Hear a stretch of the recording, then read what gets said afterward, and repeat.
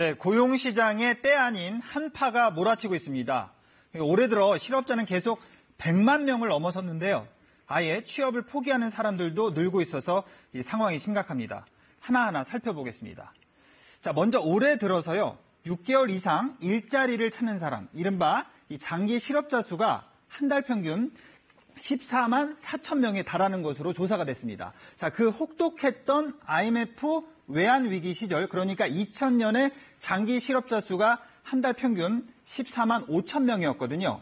거의 IMF 수준이라고 볼 수 있습니다. 자, 그때 이후 18년 동안 가장 많은 숫자입니다. 자, 일자리를 찾다 이젠 지쳐서 아예 취업을 포기하는 사람들도 늘고 있는데요. 올해 들어 이런 사람들이 월 평균 50만 7천 명에 달합니다.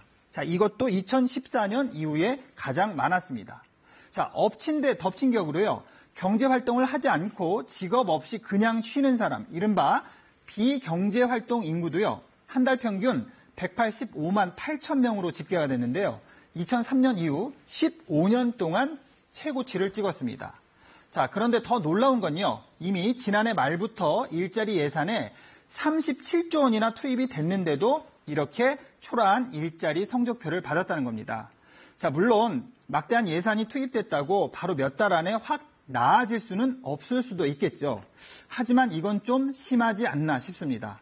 자, 일자리 정책을 최우선 과제 중 하나로 추진한 이번 정부 발등에 불이 떨어졌습니다. 자, 휴일인데도 어제 부랴부랴 긴급 당정청 회의를 열어서 대책을 내놨는데요.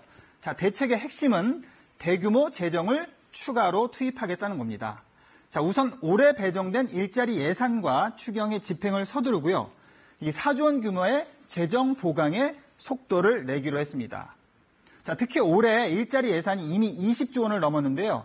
이 내년 예산은 올해 증가율 12.6%보다 더 늘리겠다는 계획입니다. 자, 그런데 일각에서는 이미 예산을 많이 투입해도 사정이 나아지지 않았는데 이 돈으로 일자리를 만드는 건 한계가 있는 거 아니냐, 이런 회의적인 시각도 있습니다. 그래서 보다 근본적으로 소득 주도 성장 정책을 원점에서 재검토해야 되지 않냐는 지적도 있는데요.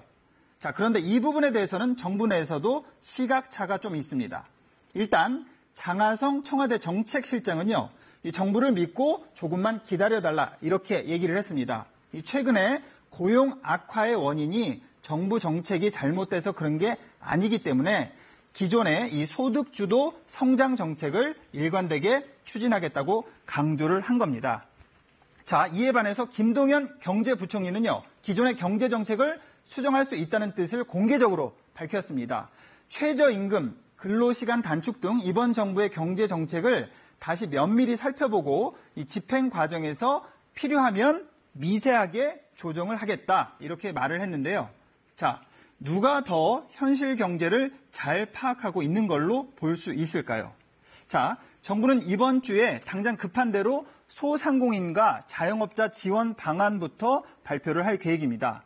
이 상가 임대차 보호법도 조만간 개정이 되면 상황은 좀 나아질 것으로 정부는 기대를 하고 있는데요. 자, 고용 시장을 더 악화시킨 것으로 비판을 받고 있는 최저임금 등 이 최근 경제 정책에서 어떤 보완책이 나올지 관심이 쏠리고 있습니다. 친절한 뉴스였습니다.